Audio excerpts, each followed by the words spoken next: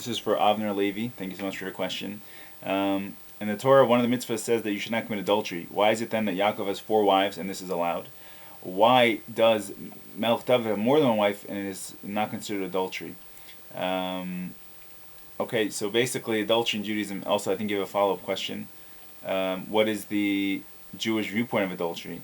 Adultery is one of the only things. There's 3 things that I know of, according to Jewish law, that a Jew must first give up his life, his or her life, before transgressing.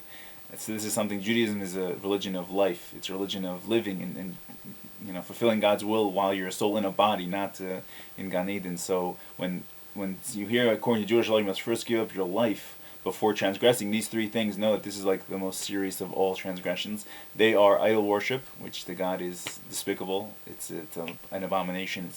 You're praising something other than God, and murder, which to God it's one of the says you shall not murder. You can't do it. And the other one is adultery. This is something which Judaism sees as the foundation of all societies, which is family. And once adultery is introduced, you're not going to have it's very hard to have a marriage after that. You'll find you can't look at each other in the face. You can't. Nothing works anymore. It's like it's dead. It's over.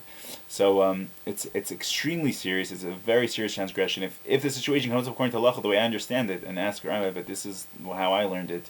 Someone tells you can either bow to this idol, or you can either murder this other person, or you can either cheat on your spouse with this person, or I'm going to kill you. You cannot say to them, yes, to save my life, I will do one of those 3 things. You must say, I'll defend my life, but I'm not gonna transgress in those 3 things. It's extremely, extremely severe. So why does David Melech and Yaakov Avinu? Yaakov, like Avraham, polygamy, what we would call polygamy in America, is not against the Torah. The Torah was given; it was okay to have more than one wife. It's a different. This is God's wisdom that it's not a problem. But the way to do it is in a religious way, where you give each wife a wedding contract, a kasuba, it's called ketubah, and what you do is you outline for them their rights. And if she should lose favor in your heart, and you should send her away, and now she's not a virgin anymore, now she has to rebuild her life. It outlines what you pay her as she's leaving your house. And basically, if you can give as many ketubas as you want. The only person your example is as Mashiach is David HaMelech. He's the only person who's actually limited in wives, and this comes from the pasuk in the Torah, which says he should not take on in Devarim, I think in Shoftim, should not take on too many wives, should not take on too many horses, he should not become exceedingly rich. And how do we learn how many wives? So one time David's talking to Shmuel, his prophet, and Shmuel tells him he has 6 wives as is, and Shmuel tells him, you have 6, I will add to you another 6, and to those another 6. So because of that wording, Mashiach is left with only having 18 wives. That's his limit. But any other Jewish person who can afford to have a wife and can provide for her needs, as a husband has to provide for his wife's needs, there's no limit on how many wives you can have. Of course, your first wife has to agree. By Ashkenazim, this situation was eradicated around the year, I think it's always, they guesstimate around 1,000, I think, from creation.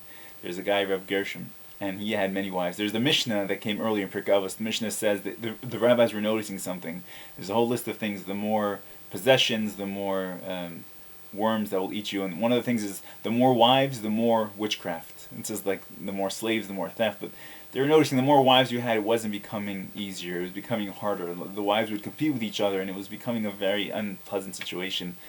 Even Avram Avinu, one of the greatest tzaddikim of all time, noticed this, and only because Sarah told him he made Hagar a wife, and then he had to send Hagar and Ishmael out of his house. It was very traumatic for Avram, but he had to go through it. But basically, Reb Gershom, by the year 1000, I think he had so many wives. I think his main wife threatened to kill him. Poor guy. So he decided he's going to make. He was a very well respected Ashkenazic authority, and he decided he's going to make a gezerah, and he's going to say, I think it was, you can only have one wife unless you went to like 3 different countries and got permission from 100 different rabbis. And then you can have more than one wife. I think that's what the story is. I wish I could find it. But something like this. And so basically, since then, Ashkenazic Jews only have one wife. It's a situation that we're pretty happy with. The divorce rate in the firm world is very low, thank God. But Sephardic Jews, I don't think they had to accept this because they're not Ashkenazim. But even then, you'll find, especially in America, Jews have to follow the laws of the land in which they live in. So if America is outlawed polygamy, then a Jew his hands are tied. In a country where polygamy is not outlawed, and you're Sephardic and you're not under Reb Gershom's edict, and I think it was a 1,000-year decree. I think actually technically the decree ended, but I think someone renewed it. I don't think any Orthodox Jew is going to get away with that. This actually, by the way, I just want to bring up. There's a blog I read that someone mentioned that. Okay, I would say it's a personal thing which a person put on the blog. They're involved in like an adulterous situation, and the person said to them, adultery is only a negative prohibition for women, not men, which as far as I can tell, and I'm not, I studied the laws from someone who wasn't born religious, so this guy might know more than me, but the way I learned it, all prohibitions are for men and women. I mean, a woman can't mechal Shabbos, and even though a woman doesn't make kiddush, she also has to make kiddush. She's just yotzer her husband, but adultery is such a serious thing. Men cannot commit adultery. But I think his point to her was that because she's not married, he could actually be having a marital relationship with her. But as far as I know, unless you give someone a kasuba, you're not allowed to touch them as you see fit.